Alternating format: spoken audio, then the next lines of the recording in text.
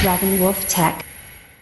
So, Jason, thank you so much for coming on to talk to me today. I think that this is going to be a really great and interesting conversation. I think that we both have some unique experiences that we can kind of add, and talk about. And this also may be a tough conversation. Maybe for me it will be, maybe for you it will be, I'm not sure. And then maybe some of the people that are watching, they may not agree with both of us or either of us or any of us, and they might hate us. But that's a chance I'm willing to take because I like to talk about stuff on my channel. I had Zay on my channel about a year ago, and we kind of talked about racism that occurs in blockchain and crypto and sexism and different stuff like that. And I think that this topic that we're going to touch on is kind of relevant to what's going on in the world today. So do you want to tell everybody a little bit about yourself before we get started? Hi, everyone. My name is Jason. I'm a journalist and content creator in the Bitcoin crypto space. And I'm just happy to be here. Thank you for having me, Wendy. Awesome. I'm just going to type in really quick how the audio, because nobody's saying anything. And then let me open up one more YouTube tab just in case, just so I can kind of do the moderation as well. So sorry about this, guys. There's always technical difficulties that occur with YouTube because that's what happens. Jason, do you want to go ahead for now and then kind of talk about what we're going to speak about today? Okay, sound is good that they said. Did you want to talk about what the post was that I had sent to you? Well, what the post was, a group on Instagram actually posted a message basically saying on August 11th that they think that what should happen is Black people should all in various values buy Bitcoin. Okay. And what would happen, or the idea is, if that happens, it would raise the price of Bitcoin up, showing the buying power of the Black community. Do you want to get into the problem with that first, or do you want to? Okay, so a little bit of background about myself, you guys. I grew up. I guess I have to identify with white because of the color of my skin, even though I'm half Sicilian. On my father's side, they're Jewish, and both sides actually experienced racism when they first came over here. I'm third generation immigrant. I want to say I'm the first person on my father's side to graduate college. I'm not sure. But anyways, I grew up very, very poor. I understand about not being educated in tech. I understand some of the issues that being in crypto, especially right now with myself, there's a lot of things that I understand, a lot of technical things that are hard for me to understand. And I saw this post, and I understand that there is racism in the United States. People with different skin colors, they're treated differently, and it happens. It's unfortunate that it happens. It's not right that it happens. It does occur. So when I saw this post about people that are bringing signs to protest stating Bitcoin will save us, Bitcoin is the answer, Bitcoin is going to change the system, Bitcoin is going to end racism. I don't think it's going to end racism, and I don't think it's going to necessarily change the system right away. And the reason why I don't think so is because it's so hard to use. It's not easy to use. I myself have been in crypto for like 3 years, and it's still very challenging for me to use Bitcoin, to use my ledger, to even convert it to fiat and make payments. I don't know anybody in my circle that would be interested in using Bitcoin to put their whole life savings into Bitcoin to fight the system and to fight oppression. Because let's say that you're living on a fixed income, you have $1,000, you throw your $1,000 USD into Bitcoin, you go to pay your rent at the end of the month, that is $1,000, and we have some volatility in the market. We get a trader with a big old bag that dumps the market, a whale that dumps the market about 10%, and then the person that has this Bitcoin minus the fees only has about $900. So how are they supposed to pay their bills with it? Right. Yeah. And also too, let's talk about private keys. Well, okay. So because your first point actually, I think, goes into what the issue with this post on Instagram. Because for one, it's not really giving context into getting into Bitcoin to begin with. Because it's just telling you to buy it, but it's not telling you anything about security. It's not telling you anything about where to store it. It's not telling you anything about public private keys. It's not telling you any of that stuff. It's just telling you to buy it. The other thing is that unless you put up a sign telling people you just bought Bitcoin, no one knows. Right. Right? No one knows if that bit of code that is that shows the transaction came from a white person or a black person.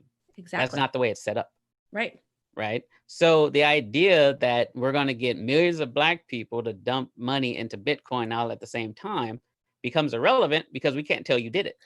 That's true. You know what? That's a good point that you brought up. And I kind of should have thought about that. But the whole purpose of Bitcoin is to be decentralized. Let's say that I want to send you money, and let's say you're all the way in Europe and I'm here in California. I don't know, let's say I don't know you. I'm just hiring you to do work. I want to send you money. I can go ahead and do that. Or let's say that there's somebody, he's in Africa or he's in like Scotland or whatever. He's the miner. I don't know what race he is. I don't know what skin color he is. It's about a decentralized marketplace, decentralized ecosystem to where we're not supposed to know too much about the other person. It's essentially supposed to be private, even though that can be debated that, when using Bitcoin, it's not super private, but I don't know what the person looks like. So how is that going to say we're taking our power back? We're going to be powerful and we're going to purchase this. Bitcoin to me is more of an investment right now. It's not really a great way to pay for things. Right. Well, I mean, it would be closer to telling people to buy stock in a business, right? That's a good way to look at it. If on 8/11 we bought Tesla stock and showed that the buying power and this is how we all own this much of this company, it's more like that. But it doesn't work for crypto by and large because of the nature of crypto. It's not meant to say to red flag Jason did this. It's not meant to do that. Right. Right. So if you go and start posting your wallet on Instagram so that we can verify that you did it, well, that's different. Right. So that's another thing too, is that there's, like me personally, as privacy. I have a little girl. I have a 3-year-old little girl, and I do not want people to know my wallet addresses. I have specific wallet addresses like down below on YouTube, like where if people want to tip me, they can tip me. But those are not like my main wallet addresses, where I have majority of my holdings. And I don't want people to know like a specific wallet address that I'm accessing to transfer money onto like my crypto.com card, knowing exactly how much money I have and whatnot, because God forbid they find out I shop at Target on X Street and then they go and they want to come kidnap my kid or they want to do something like weird. I don't want people to know that. Like, right. I don't want people when I'm walking down the street, I don't really want them to know that I own Bitcoin. I don't want them to know my daughter owns Bitcoin. To me, that's kind of scary. Don't you think? Right. Well, I mean, and that's kind of one reason why a lot of us in this space don't use our real names is for that very reason. I mean, I'm a journalist, so I tend to have to use my real name because it goes along with the territory. Right. But then again, I don't promote price and I don't what's the shill. term that they use? You can call me a dirty shiller. That's okay. First off, that's not true. Secondly, but that's correct. Right. So, so it lends itself to being a little bit more in the public than say your typical crypto enthusiast. Right. But at the same time, you don't have to give that information, right? It's your right not to have to give your full name. It's your right not to tell people where you live or what city you're from. So it's kind of both at the same time. That's true. Another thing too, I was talking to a trader friend of mine and I was telling him, I was like, this is going to happen on this day. I was like, does your TA line up with this? And he's like, dude, he's like, thanks for letting me know that this is happening. But it's kind of like if you're a whale or you're a market maker and you're interested in like manipulating the market, it's like a pretty easy thing to do is because you're going to see all this buying power coming into the market, pushing price up. So it's an easy way to long, and then it's an easy way to have the market dump back down, and then you get stuck with all these people that have invested money in this cryptocurrency that is, or this asset that is supposed to end whatever issue is going on, and then these people end up as bag holders in a way. Right. Well, I mean, the only thing that really saves them from being a bag holder is the fact of how much Bitcoin is worth already. Right. Right. So if I put $1,000 into Bitcoin and Bitcoin goes down $1,000, I'm probably going to see some fluctuation, but I'm not going to lose all my money. That's true. right? But let's say there's a whole lot of buying power that comes into the market. Let's say price breaks. Let's say price goes back to all-time high on 811 and hits up to 20K. And then Right. someone, a big market maker, a big whale is like, oh, okay. And then everybody in crypto that knows how to trade and knows how to take profit, they just start taking profit and then the market crashes. Then you have these people that bought Bitcoin without any education at 20K and that price goes back to 10K. Right. Those are the people who would get wrecked. Yes. And And because that's what happened last time. exactly. Right? Because you had people buying in at 15, 16, $17,000 because the notion was we're going to 100K, right? I remember I was You remember? a knob there and I got completely wrecked because I had no idea about technical analysis, how markets work. I had basic economic understanding, but not enough to understand, okay, this is completely insane. The price is not going to sustain at 20K. Yeah. So the issue then with this post is that what would happen, like you say, all this money coming into Bitcoin at the same time, people would just, I mean, and again, because we don't know who's all running around in this space, they don't know that this money is to prove a point about Black empowerment or Black wealth. Mm-hmm. So all they know is that, oh, Bitcoin went up, so let me sell. Exactly. Yeah, because you said that because I think this post was on Instagram, right? And there's not a whole lot of crypto people on Instagram. I couldn't even see it on Twitter. So, because I was like searching on Twitter trying to pull some information up about it. I was searching the internet and I didn't see it. So I'm just like, this is kind of bizarre because I guess no one is really going to have an idea as that this is a whole empowerment thing, that's what people are doing. Right. Like you said. And then the other issue is education, because I looked on the post, and you guys, if you want to go to my Twitter post, I posted it on Twitter. It doesn't really say, all it kind of talks about is taking power back and Black empowerment, which I fully support 100%. I support any person that wants to better their life, regardless of their skin color, making positive life choices. But if you want to make a life choice, I feel that you should be educated on the matter and just not buy in. Like, who goes into a TD Ameritrade and buys $100 worth of stocks without knowing what they're doing? Right. Well, that's why they have financial advisors for you to talk to, right? Right. Well, and then, but to go back to the topic of the video, as far as, with Bitcoin, there was let me put it this way. One of the people that became very popular online during the protests was this young man who basically was saying that Black people need to opt out of the economic system. Right. And the best way to do that is by buying Bitcoin. Right. Right.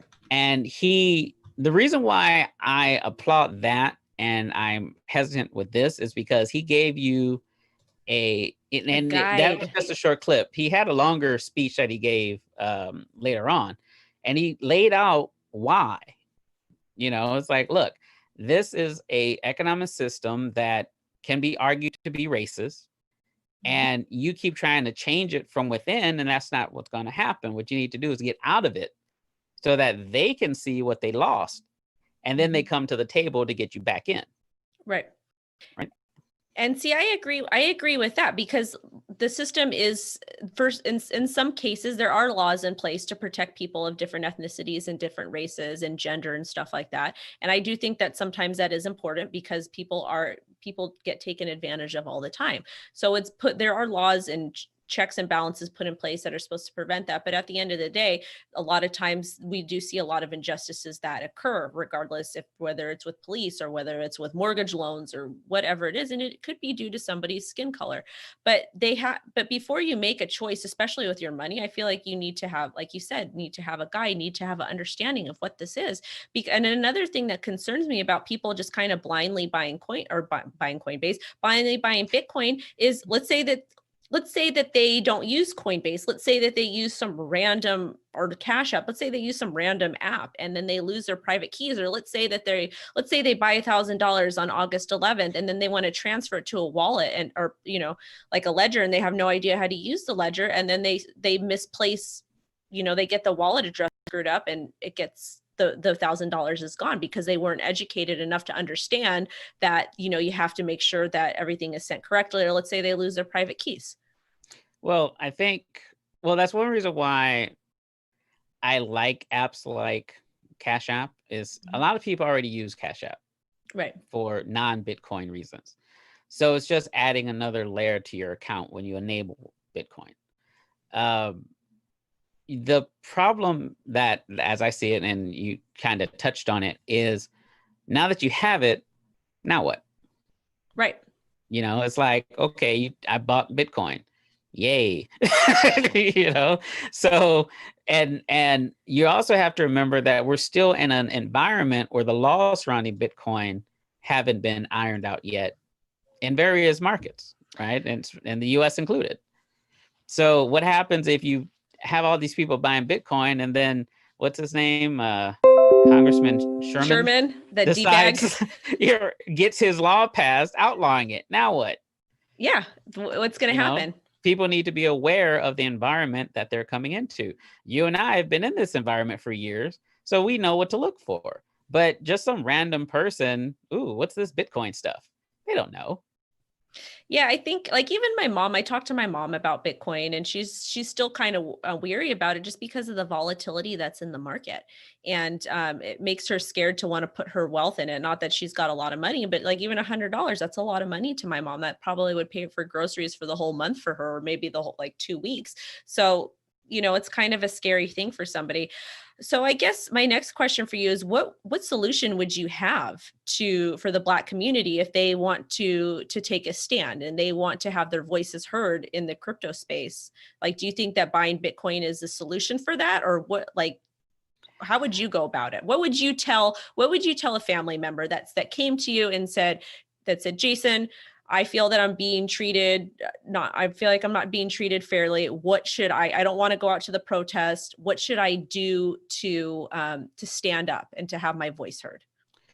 Well, I mean, there's different things that you can do besides Bitcoin in general. You can give to groups that are out there protesting. You can support groups that do support equality or equity, whatever term we're currently using. But yeah, don't get yourself canceled right now. Right, exactly. I swear, guys, I didn't mean. No, if they cancel you, they'll cancel me because we're here. So they could cancel me all they want. I am a national treasure. Nobody will cancel me ever. All I'm right, just so kidding. I'm protected by the shield of Wendy. You're my big bro. I got you. All right, I appreciate that. But no, I mean, in reference to finance, though, the best thing to do is to get educated before you buy anything. See where the problems are, see where the holes are, see where the issues are that they're making for you that you can get addressed specifically. Because with all of this talk about defunding the police, I'm not hearing too much about getting rid of redlining. I'm not hearing a lot about, instead of having police from a completely different area, like we're both in LA.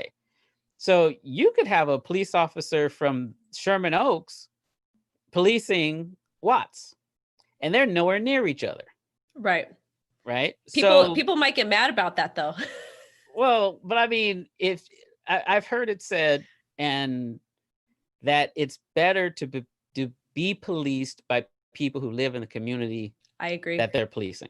No, I think that is a good idea. And the reason why it's a good idea is because the neighborhoods, well, there's two things that go with that is that the neighborhoods, the kids, you can establish a relationship with them. But then you also get these D-bag cops that come in that may have gone to like middle school with somebody that ended up. I want to take it out on. That's happened before. That has happened before. That's true. I mean, I know somebody I know someone that happened to, and it was a very terrible situation. It was. Well, yeah, you do open yourself up to that, but that's where the ethics and rules of the police force come into play. My other concern, and to tie it back to the whole to Bitcoin and everything, my other concern is that it's one thing to buy it, but something else to be making the ecosystem that supports it. Right. Which I think a lot of people, because there's a lot of Black people in the tech industry that nobody hears about. And one way to bring ourselves to the forefront is to make the the programs that support this ecosystem are make your own crypto. Right. You know, like don't tell the maximalists that. Well, unfortunately, I'm not a maximalist. I just hang with them. Okay. Okay. I'm maximalist adjacent. But I mean, but that's how you do it. I mean, nobody knew you okay, for example, what's her name? Tavania Evans created Guap Coin, Okay. right? Oh yeah. I think I met them. She made a name for herself by being the first Black woman to make her own crypto. Okay. So maybe it's somebody else I'm thinking of. Maybe. But that's how you do it. I mean, you're waiting for people to acknowledge you who don't have to. Right. I guess my issue with that is, let's say that you are poor and you live in the hood, and you're a poor minority, you live in the hood, you're getting really tired of being treated not equal to somebody else. Then how, and you don't have the tools to do that. So I guess what I think that they're trying to do on 8/11, on August 11th, is they're trying to just get people to buy Bitcoin so that they can have their voices heard, and so that they can feel empowerment. But like we said, if you're not educated in it, it's a bad thing. But what advice would you tell somebody? Oh, and then there's someone asked a question in a chat that I'm gonna definitely talk about that. But how would you tell that kid that if they wanted to come buy Bitcoin on August 11th, they wanted to unite with their community and buy Bitcoin on August 11th, what would you, and what advice would you give them? Like, what else could they do besides doing that? Because everybody wants to feel a part of something bigger if it's going to be a big movement. What I would do, and this is just my personal opinion, what I would do is, instead of telling them to just buy random Bitcoin, what I would tell them to do is try to make 8/11 a day where you talk to groups about accepting Bitcoin instead, right? So talk to the NAACP about accepting Bitcoin. Talk to the Black gun rights associations and have them accept Bitcoin, things like that. That's more of a long-term solution than just telling people on a certain day to buy Bitcoin. I agree. And one of the things that I've done is that I've stopped and I've talked to people of all different backgrounds, because that's what I do. I mean, that was my old job, was to work with people from all different backgrounds when I work in infectious disease, and talk to them and find positive solutions. So I'll do that. If somebody stops me, I'll talk to them. I don't care what race they are and whatnot. But somebody had posted something in the chat, and they said, is racism really a mainstream issue in the crypto space? Do you want to answer that? And then I can go ahead and answer that. Well, okay. So it's a hard question, because speak freely too, and honestly. Well, it's the reason why it's a hard question is because of the nature of crypto. Right. And like I said before, no one knows that you have it unless you tell them. Right. So the real question shouldn't be the crypto space. The real question should be crypto Twitter, our crypto conferences, crypto businesses, the companies that make them. Is that an issue? The other thing is, people are so into what they're doing, their coding, the programming, the infrastructure, they're not even thinking about the fact that everyone in the room looks like them. Right. Right. So if it is a problem, it's a problem generated by just not being cognizant of what's going on around you. Okay. But I don't think I haven't met too many people I would label as racist in this space. But then again, I don't talk to them outside of crypto. So I don't know what they're doing at home. I don't know what their personal views are, because we never talk about it. So me personally, I have seen a lot of words being said on crypto Twitter, regardless if they're from like just trolls or from kids. And when I see that stuff, I'm like, I'm like, this is 2020. You guys still talking like that? Like, this is not acceptable to be speaking that way. And that's when I had Zay come on, and we kind of talked about that, because he had made a post. I forgot what the post had said, but he was like, if I see somebody at a conference that I saw use the N-word on Twitter, I'm coming at them like this or something like that. Yeah. Because I see that a lot. And I'm thinking to myself, like, what in the actual heck? So there are people that still use those type of words, that still think that way. Of course. Sure. of course, people aren't going to say that to somebody else's face. They're going to be really brave behind an avatar. And Right. Well, no, and I'm sure that's true. But I mean, the crypto isn't just crypto Twitter, right. A lot of people think and that, and it's not. it's It's not. But and unfortunately, the internet being the internet, people will act a certain way online that they wouldn't act to your face, right? But by and large, but then again, I guess because my circle on crypto Twitter isn't really that big, so right. that's why I don't see a lot of, because I don't really deal with people that, like if you're a knucklehead on Twitter, you're probably a knucklehead in real life. So I'm going to leave you over there. Right. you know. So, yeah. So, in closing, before we get going, we kind of touched on the date of August 11th. There was a call to action on Instagram calling for the Black community to kind of step up and buy Bitcoin to essentially, end racism. Me personally, I don't think that that is going to fix racism. I think that it is still going to be there. I think the way you fix racism is at home with your kids.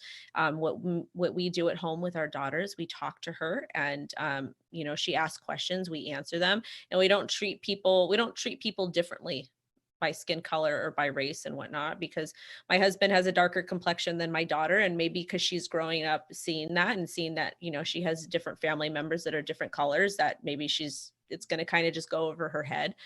So that's how we kind of combat that. But I think that if people want to if they're interested in helping a community invest or purchase Bitcoin, a guide needs to be given. They need to give them some sort of education and actual tool, and maybe some educational videos or a PowerPoint or just a basic conversation of what it is and how it could improve their quality of life.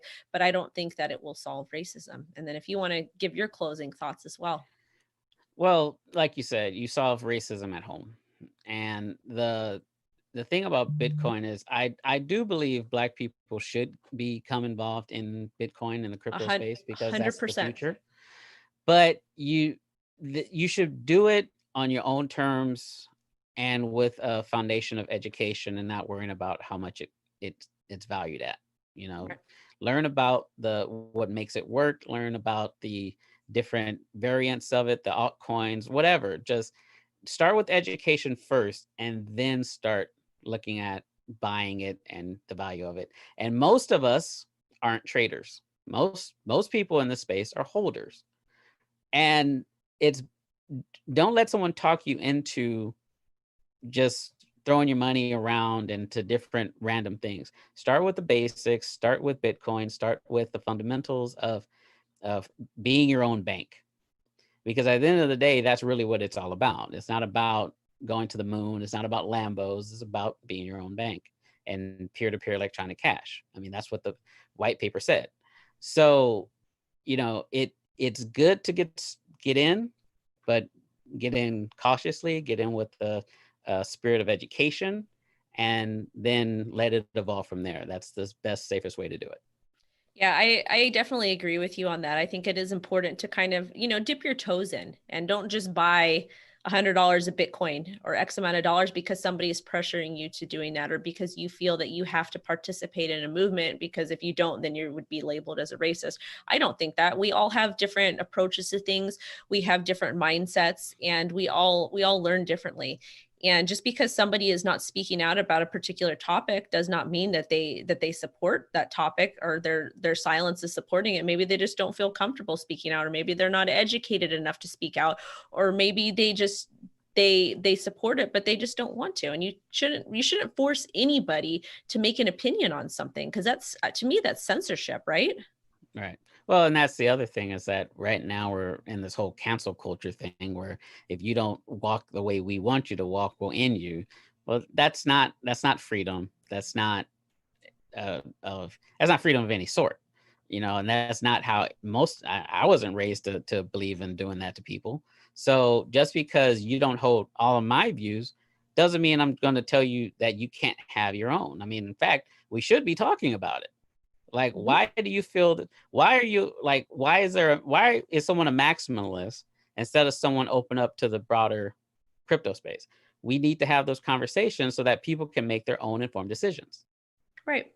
I think, and also too, back to what you said, if you're, let's say somebody's quiet about something, maybe they're just too scared to speak up, or they don't feel comfortable speaking up Or because, they don't know what to say. yeah, because I there's, mean, it's complicated.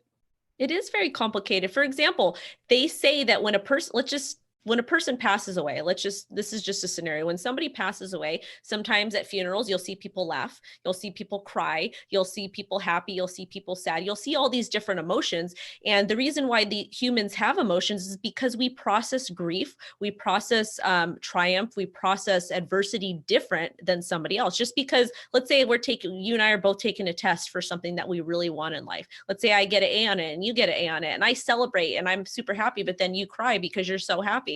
Just because you're crying and because I'm happy doesn't mean that we're both not, like, deep down inside, doesn't mean that we both don't feel good about it, but we just process our emotions differently. Right. Well, and that we're all dealing with the tragedy of what happened. It's what's been happening, quite frankly, Mm-hmm. and the situation with George Floyd and Breonna Taylor and things like that. Those are hard tragedies, and especially in the case of George Taylor, we all watched it. Yes. So it's hard. You have to process that. What did I just see? Oh my God, what just happened? And then you try to come out of that, and then, okay, what are we going to do? Right. Right. But we can't force people to lockstep in a response, because that's not the way people are. And quite frankly, people get resentful when you do that. Yeah. And I mean, I know me personally, because I've experienced a lot of death in my life, and they've all been, death around different things. But if somebody was to tell me, Wendy, you need to act this way and you need to grieve this way, it's like, Who are you to tell me? like, Well, that's what I mean. like, If someone told me that in a face of some tragedy, like, say, God forbid, something happened to one of my parents, and someone then told me, well, you need to act like this. My first question is, who are you and why are you talking to me? exactly. Right. And that's what people don't seem to understand when they start telling people they're not doing something right. Right. It's basically doing that. Well, like for me, my brother, and I might have told you this, I don't remember. My brother-in-law, he was killed by police officers. He was in a chase and he was killed by police officers. And this happened about 10 years ago. And at first I didn't, he didn't have the cleanest record. And at first I wasn't, like, we were sad about it and I was sad about it, but I grieved differently. So like the first couple of years I was like, okay with it. I was like, okay, this is what happens. This is life and death. But now that I'm starting to see more and more things in the media and in the news, I'm like, my brother, like, now I'm starting to, like, it's starting to impact me differently, even though that his death was about 10 years ago. Like, things are there, it's starting to impact me differently. And I don't know if that's because I have post-traumatic stress from like other traumatic things that have happened to me, or just because I've lost so many people. But I grieve differently than somebody else, and just because I'm starting to feel sad about it. And then there's some days I feel like really good, and there's other days where I think about somebody that I lost and I'm like, okay, this sucks, I'm feeling bad today. Yeah. Well, the same thing with me. Like, I've had, my oldest brother passed away when I was really young, and I didn't know what to do with that. So Right. I just shut down. And people wanted a reaction, but I was like, I can't give you one. I can't process this. So, and after a while you start acting out, like, for me, acting out was in the form of heavy metal and punk music. So I mean, it was like, but people process things different. I could have raged out. I could have turned to alcohol and drugs. I could have turned to violence, but I didn't. I Right. internalized, right? But that's why you can't expect people to give you the same response to every situation. People just aren't built that way. Right. Well, you guys, in closing, first and foremost, thank you, Jason, so much for coming on. If anybody's watching this and you guys do want to know more about Bitcoin, or you want to get Jason's perspective on something, if you are a project that needs an article written, or if you want to appear on his channel, his links are down below. You can contact him. If somehow, some way you're not able to contact him, you can contact me. I vouch for him. He's like a big brother to me. I will link you guys with him. And kind of in closing, it kind of sounds like Jason and I both don't think buying Bitcoin will end racism today. Maybe tomorrow we'll change our minds, but not today. And we think that, well, I think that it starts at home. So love your kids and teach them to love other people and to love other people for who they are inside. And again, if you guys do want to know more about Bitcoin or know how it can improve the quality of your life, and not, not even consider price, you can talk to either of us. And thank you again for watching. And thank you so much for coming on, Jason. Thank you for having me. I appreciate it.